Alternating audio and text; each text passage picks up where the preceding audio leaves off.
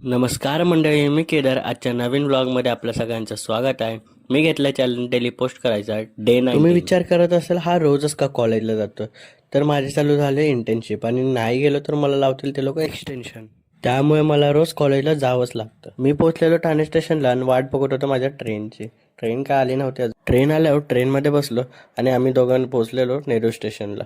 त्यानंतर सगळे मित्र भेटलो आणि गेलो पंचिंग करायला. पंचिंग केलं, आम्ही सगळे गेलो ऑपरेशन थिएटर. आजच्या केसचं नाव होतं right URSL plus right teacher stunting. थोड्या वेळाने मी गेलो नाश्ता करायला. नाश्ता वगैरे करून झालो, मी गेलो ऑपरेशन थिएटरमध्ये. थोड्या वेळात झालेलं जेवणाचा टाइम, मग गेलो परत जेवायला. जेवण वगैरे झाल्यावर आम्ही सगळे एकत्र भेटलो आणि लगेच गेलो पंचआउट करायला.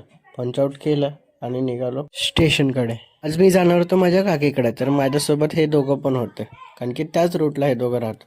मी पोचलेलो स्टेशनला आणि निघालेलो बसमधून. हा तुम्हाला रस्ता दिसत असेल, तर लहानपणी मी इथे सायकल चालवायचो. काय मजा यायची मित्रांसोबत सायकल चालवायला. ही आहे आमची कॉलनी, तर इथेच आम्ही क्रिकेट, फुटबॉल वगैरे सगळे खेळायचो.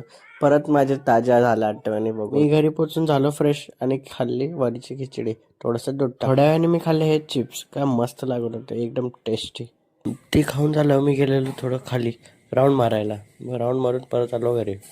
घरी आल्यावर घेतलं काकींनी सगळं गरम करायला. मी पण थोडा हातभार लावला आणि जेवण घेतलं बाहेर जेवण्यासाठी.